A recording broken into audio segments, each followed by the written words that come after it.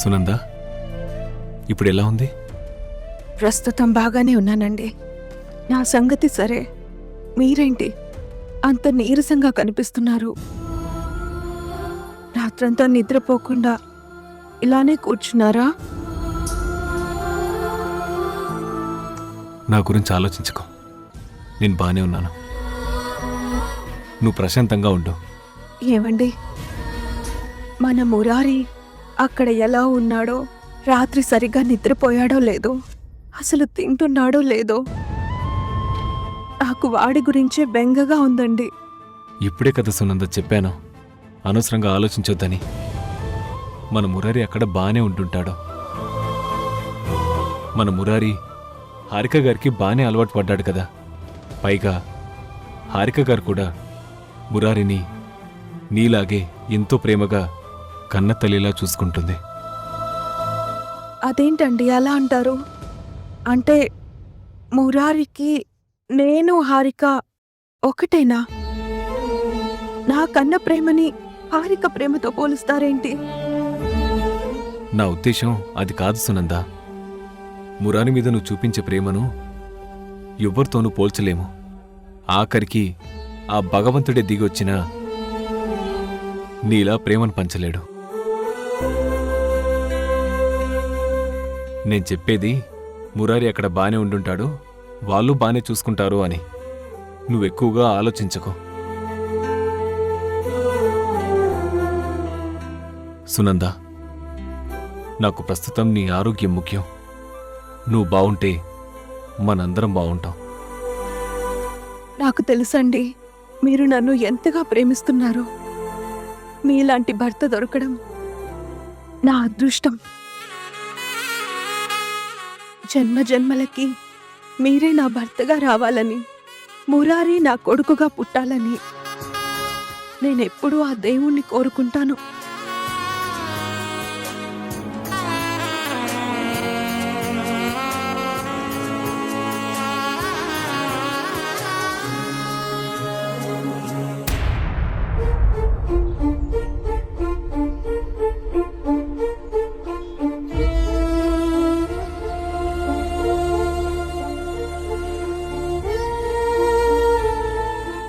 సునంద గారు, ఇప్పుడు ఎలా ఉంది మీకు?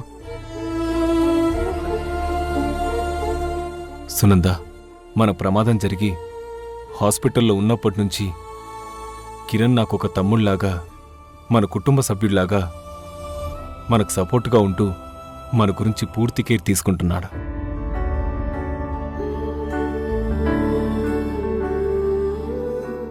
ప్రతి క్షణం మనతో పాటే ఉంటూ మనల్ని జాగ్రత్తగా చూసుకుంటున్నాడు.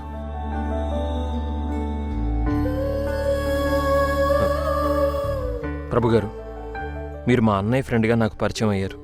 కానీ తక్కువ టైంలోనే మీ మంచితనం చూసి నేను మిమ్మల్ని కూడా మా అన్నయ్యలాగే ఫీల్ అవుతున్నాను. అలాగే సునంద గారిని చూసినా నాకు మా ఫ్యామిలీ మెంబర్ లాగానే అనిపిస్తుంది. ఫ్యామిలీ ప్రాబ్లంలో ఉన్నప్పుడు వాళ్ళకి సపోర్ట్గా ఉండడం ఫ్యామిలీ మెంబర్గా నా బాధ్యత. అందుకే నా బాధ్యతను నేను నెరవేరుస్తున్నాను, అంతే. మీరిలా మాట్లాడుతుంటే చాలా సంతోషంగా, ధైర్యంగా ఉంది కిరణ్ గారు. ప్రభు ఇంతకు ముందు అప్పుడప్పుడు అన్నదమ్ములు లేని ఒంటరి వాడిగా ఫీల్ అవుతూ ఉండేవాడు. మీరొచ్చాక ఆయనకి ఆ లోటు తీరిపోయింది. అందుకే మీకెలా థ్యాంక్స్ చెప్పాలో తెలియడం లేదు. ప్లీజ్ థ్యాంక్స్ చెప్పి నన్ను ఇబ్బంది పెట్టకండి. నన్ను కూడా మీ ఫ్యామిలీ మెంబర్ లాగే అనుకోండి.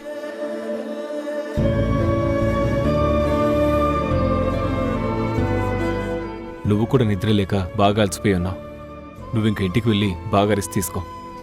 సరే, నేను మళ్ళీ వస్తాను.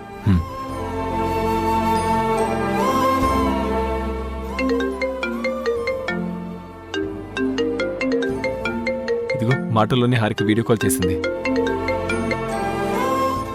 హాయ్ మురారి.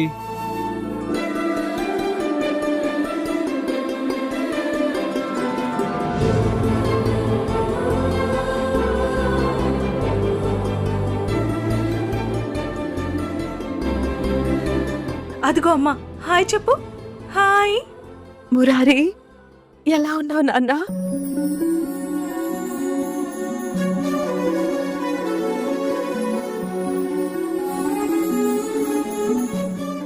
ఎలా ఉన్నావమ్మా?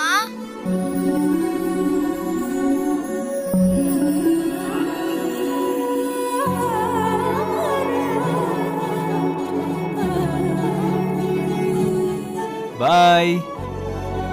సరే. మురారి ఏంటి హారికతో ఇంత చనువుగా ఉన్నాడు? అమ్మని మిస్ అవుతున్నట్టుగా అనిపించడం లేదు. రేపు నా దగ్గరికి వస్తే తిరిగి ఉంటాడా లేదా తనకి దగ్గరవుతాడా?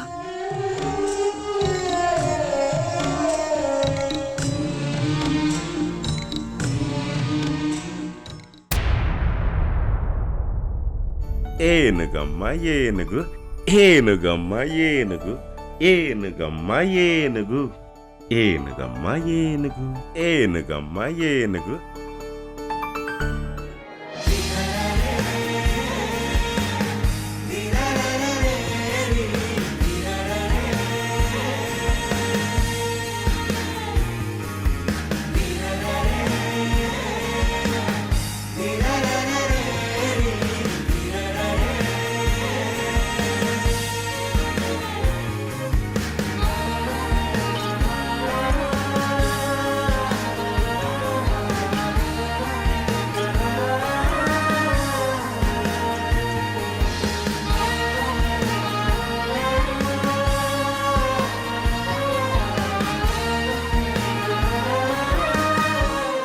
ఏనుగమ్మ ఏనుగు, మా ఊరొచ్చే ఏనుగు.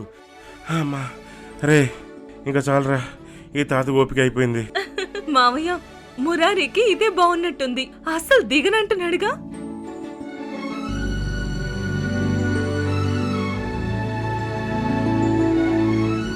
ఏనుగంబారి ఎక్కాడు కదమ్మా, అది కూడా తాత మీద. అంత తేలిగ్గా ఎందుకు దిగుతాడు? అయినా మీరేంటండి, పట్టుమని 10 నిమిషాలు కూడా కాలేదు, అప్పుడే అలసిపోయా అంటున్నారు. వాడు ఎంజాయ్ చేస్తున్నాడు కదా, ఇంకాసేపు అలాగే ఏనుగంబారి ఆడించండి.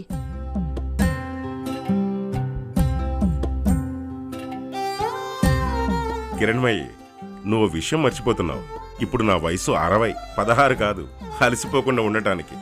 అయినా సరే, మురారీని దింపుతానంటే ఊరుకునేదే లేదు. ఆడించండి ఆడించండి. ఎరా ఆడదామా? ఏనుగమ్మ ఏనుగు, మా ఊరొచ్చే ఏనుగు.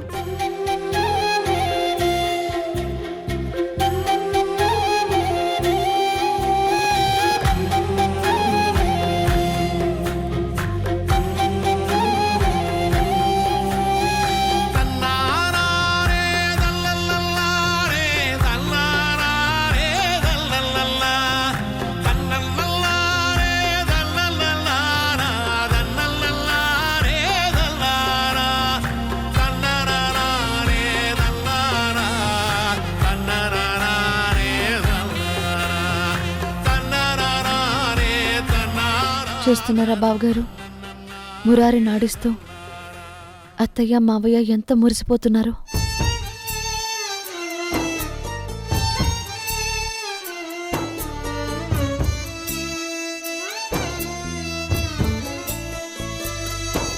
మురారి వాళ్ళ సొంత మనవడు అని తెలియకపోయినా మురారితో ఆడుకుంటూ ఇంత సంతోషిస్తున్నారంటే అదే వాళ్ళ సొంత మనవడు అని తెలిస్తే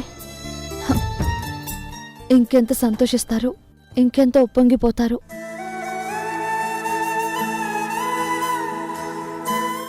అవును ఉషా, మురారి ఈ ఇంటి వారసుడని తెలిస్తే అందరూ సంతోషపడతారు. హారిక గురించైతే చెప్పక్కర్లేదు.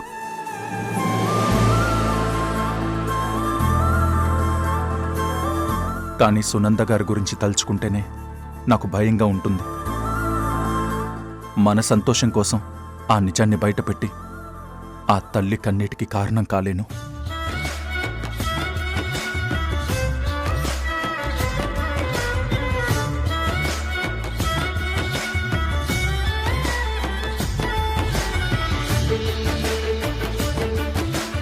ఇదంతా చూస్తుంటే కాస్త ఓవర్ అయినట్లేదు.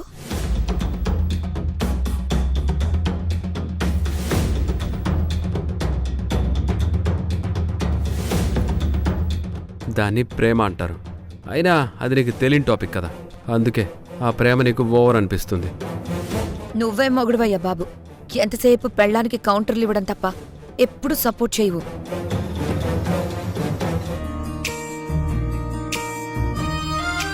చూడు, వాడి అమాయకమైన నవ్వులు ఎంత అందంగా ఉన్నాయో కదా.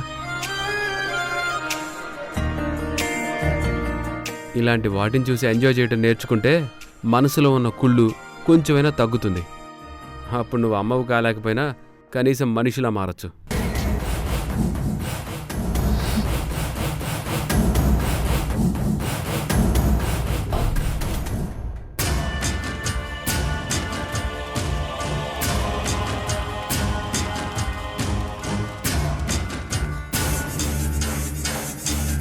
వీళ్ళందరూ ఇంత సంతోషంగా ఉంటే నా గుండె మండిపోతుంది, నా మనసు రగిలిపోతుంది.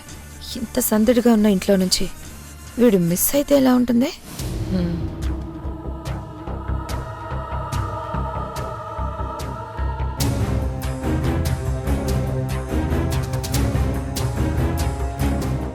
ఆలోచన ఇంత అందంగా ఉందంటే ఆచరణలో పెడితే అద్దరిపోతుంది. అప్పుడు ఇంటి సంతోషం ఆవిరైపోతుంది.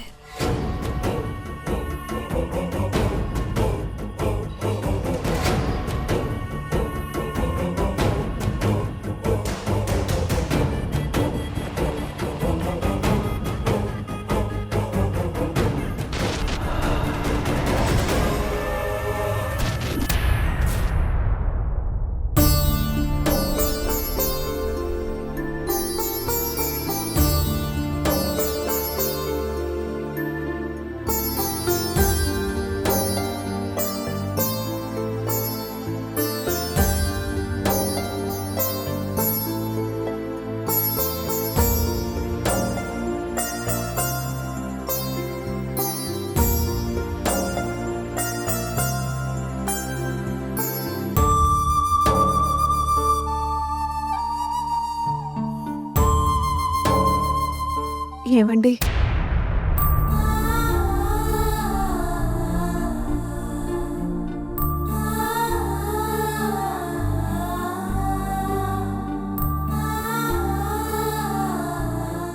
ఎలా ఉంది ఇప్పుడు?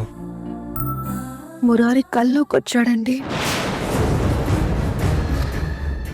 మేల్కొని ఉన్నా పడుకుని ఉన్నా మురారినే గుర్తుకొస్తున్నాడండి. వాడిని చూడాలని ఉందండి. ఇక్కడికి తీసుకొస్తారా? అదేంటి సునంద, హాస్పిటల్లో మనం ఉంచడం మంచిది కాదని నువ్వే కదా హారిక వాళ్ళ దగ్గర ఉంచమని పంపించింది.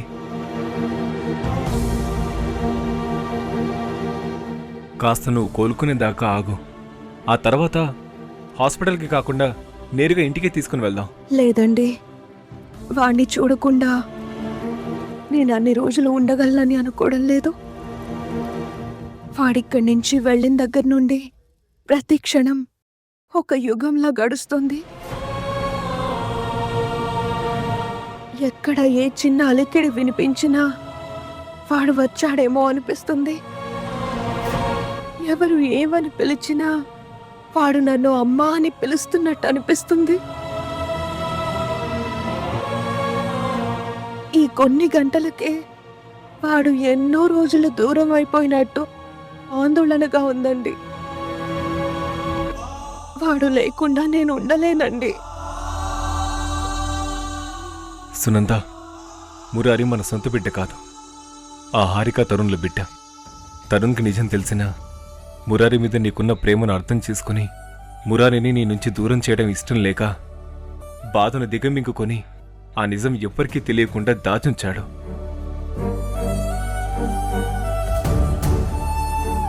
కానీ ఏదో ఒక రోజు ఆ హారిక గారికి నిజం తెలిస్తే ఒక తల్లిగా తను తట్టుకోలేదు. తన బిడ్డ తనకి కావాలంటుంది. మురారిని నీకు దూరం చేస్తుంది. అప్పుడు నువ్వేమైపోతావో అని తలుచుకుంటేనే భయంగా ఉంది సునంద. ఏంటండి?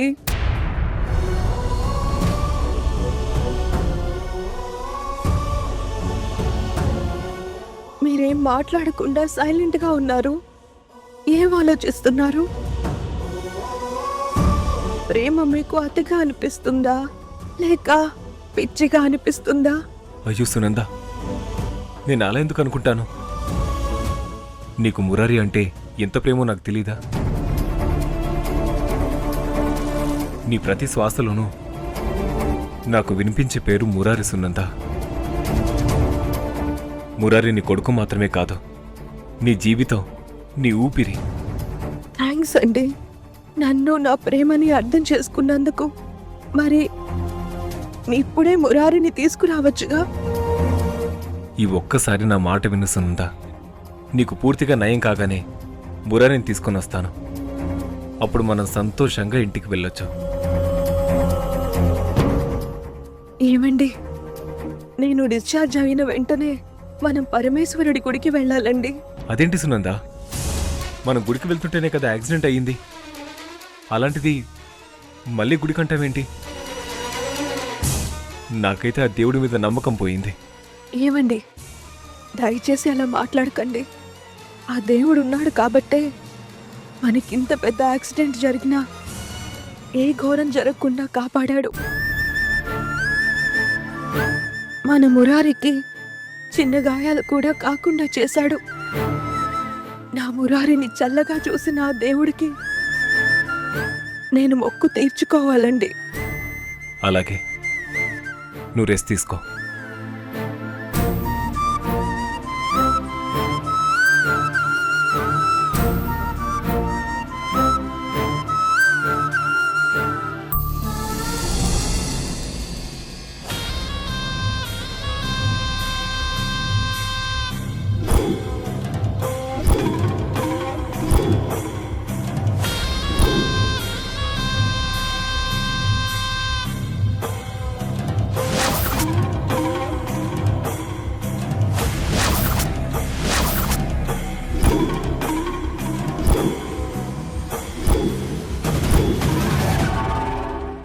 వీడి పేరేం మురారి.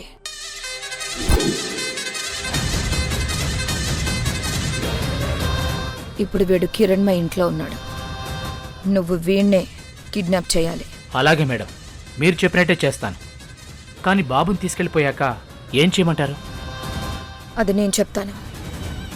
నేను చెప్పే వరకు వాడు నీ దగ్గరే భద్రంగా ఉండాలి. కానీ వాడు ఎక్కడున్నాడో ఎవ్వరికీ తెలియకూడదు. ఆ బాబు కనబడట్లేదని తెలిసి ఆ కిరణ్మయ్ ఇంట్లో భయంకరమైన పరిస్థితులు ఏర్పడాలి. కన్న తల్లిదండ్రులు వచ్చి గొడవ చెయ్యాలి. వాళ్ళు పడే నరకాన్ని నేను కళ్ళారా చూడాలి. చూసి నవ్వుకోవాలి.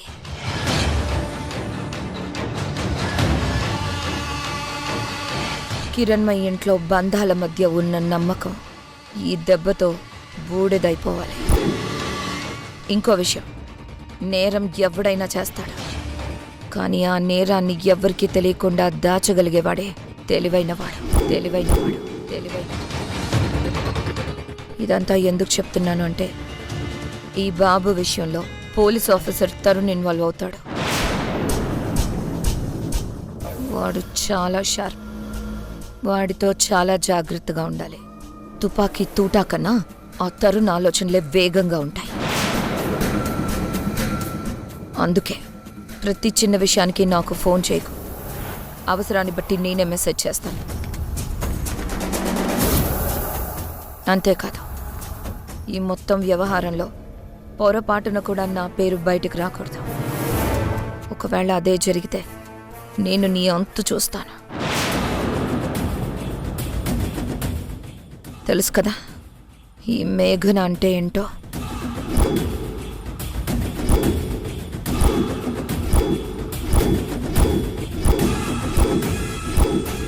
అలాగే మేడం, మీరు చెప్పినట్టే చేస్తాను.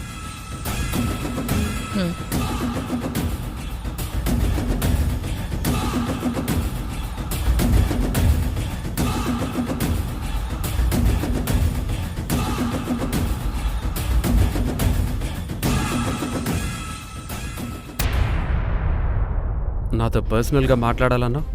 దేని గురించి? మన కుటుంబాన్ని, నిన్ను ఎన్నోసార్లు మోసం చేసిన ఆ మేఘనా కంపెనీని తిరిగి నువ్వు ఎందుకు టేకప్ చేసావు? ఆ కంపెనీ కోసం మళ్ళీ నువ్వు ఎందుకు ఇంతలా కష్టపడుతున్నావు?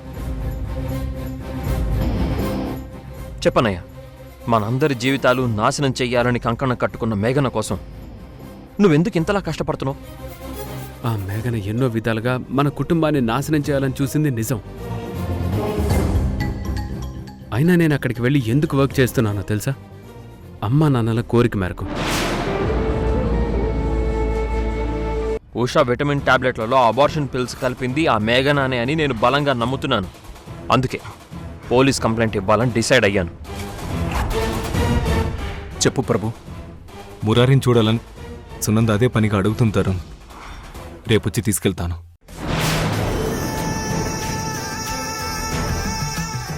ఏం ఆలోచిస్తున్నావు? తరుణ్, ఈ క్షణాలు ఇలాగే శాశ్వతంగా ఉండిపోతే ఎంత బావుండు.